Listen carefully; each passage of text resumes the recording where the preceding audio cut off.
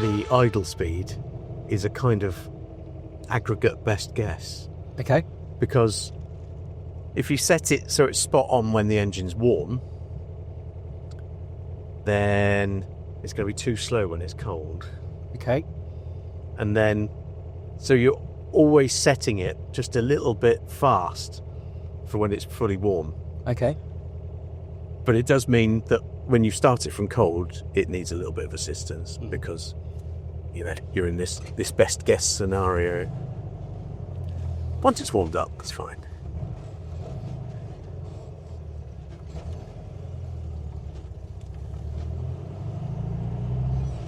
So the first thing I notice is you actually have suspension in the seats as well as...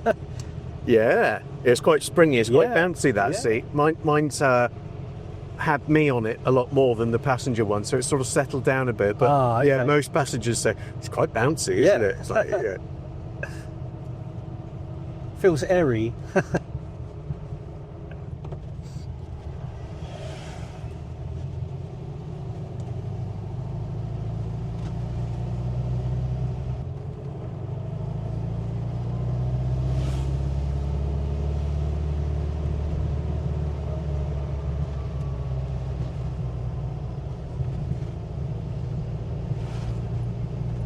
So this is where old aircraft come to die.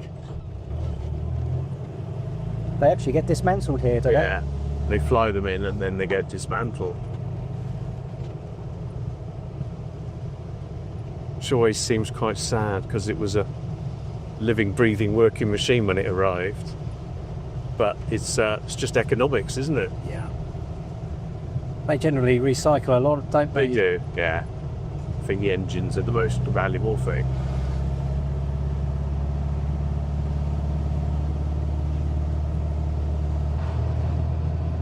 So with the windows up, tell us a little bit about your car history.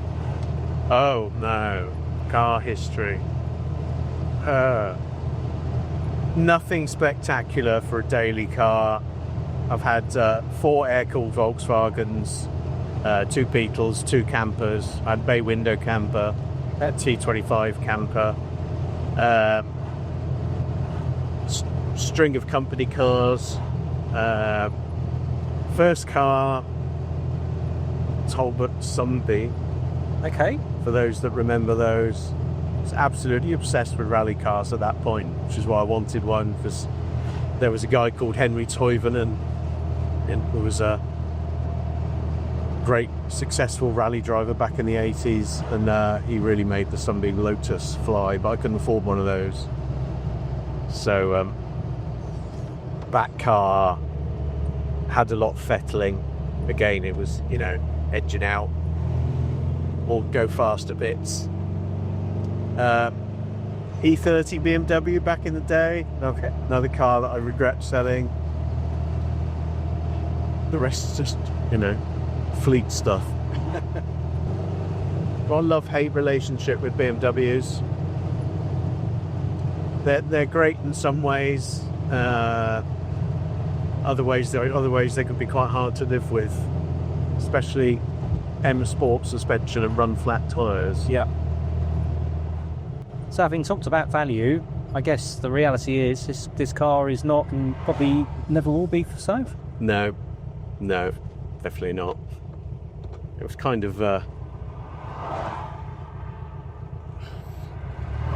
when my friend put all the work into building it.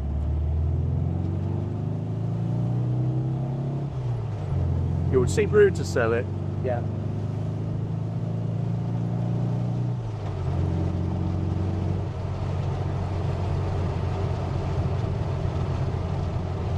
Yes, it was a keeper. Yeah. Definitely. So you're starting to tell us earlier about some of the trips you've been on across Europe. Yes. So the furthest afield was there was a show at a town called Hessisch-Oldendorf, which is sort of Hanover way, and it happens once every 4 years. It's one of the biggest Volkswagen shows in the world. Small little town gets taken over by Volkswagens for for a long weekend. And there's an organised cruise to the event from another classic Volkswagen dealer in Antwerp. Okay. So everybody meets there the day before. And then there's an organised drive of about 300 air-cooled Volkswagens from Antwerp across to Hesse-Scholdendorf. So we managed to join that convoy in 2022 in this car. So that was great. It behaved itself. Everything went to plan. We've been to another show at a place called Amersfoort in Holland. That was a sort of a longish weekend trip. And then we've had 3 shows to a show which happens in March each year in Belgium. A little town called Inove, which is northwest of Brussels. Okay. So yeah, we've had 5 Euro trips so far. All has gone well, and that's kind of what I built it for, really. I love a road trip. I'm not overly keen on going to a show, sitting down in my deck chair all day by the car, with the thermos flask and the sandwiches. You know. So yeah, that's the sum total of all so far. It's always with friends when I'm off doing, Volkswagen boys camping trips. My other half will come out in the car with me for a day or so. Okay. But I don't think she's up for a trip all the way across Germany. Because although it is comfortable, when you've driven 350 miles in a day, You know it. Yeah, But it's very satisfying when you've done. Definitely. When we went to Germany, it was 33, 34 degrees. And that's always a worry in an air-cooled car. So you're constantly looking at the oil pressure, because that's the signal when that starts dropping, when you're starting to get really hot. But it behaved itself impeccably, which was great. And all these things like quarter lights, pop-outs in the back and sunroof, we were very glad of it.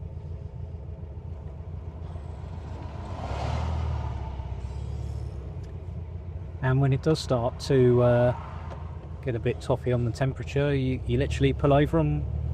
Yeah, I think if you got to a point where that oil pressure, the red light here, starts to blink, you're down to 3 to 4 psi, and that's definitely time to stop. Which is why, and it's almost too late at that point.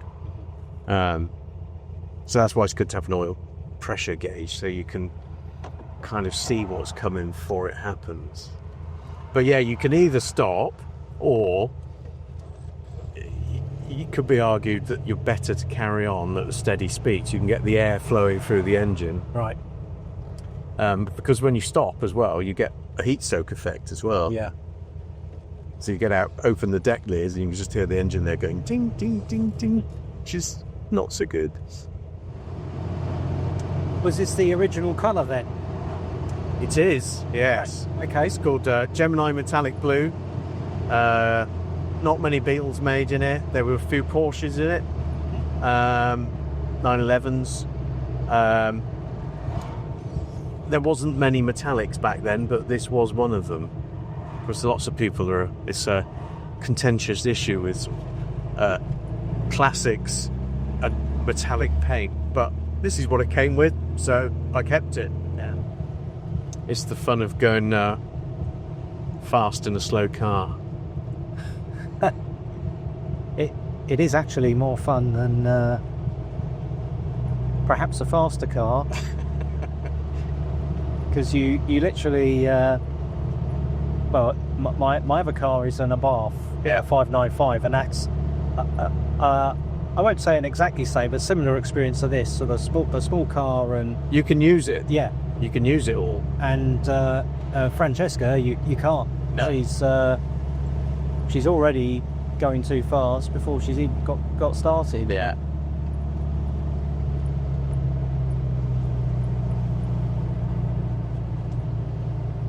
And in most cases, they have more ability than we do.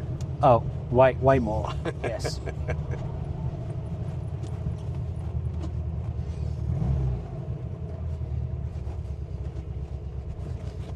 Because the reality is, this might have sounded fast, but we're still just behind the Royal Mail Peugeot van. Yeah.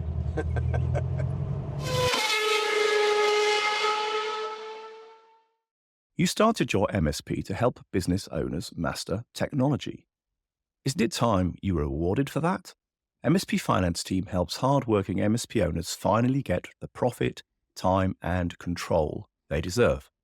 With better financial and strategic insight, you can make better decisions, leading to more control, profit, and time.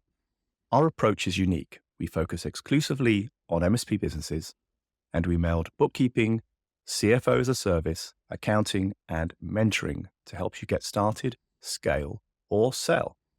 We bring you the freedom to focus on what's important, whether it's growing your business strategically or enjoying spontaneous moments with your family. So visit mspfinanceteam.com today and take the first step towards financial mastery.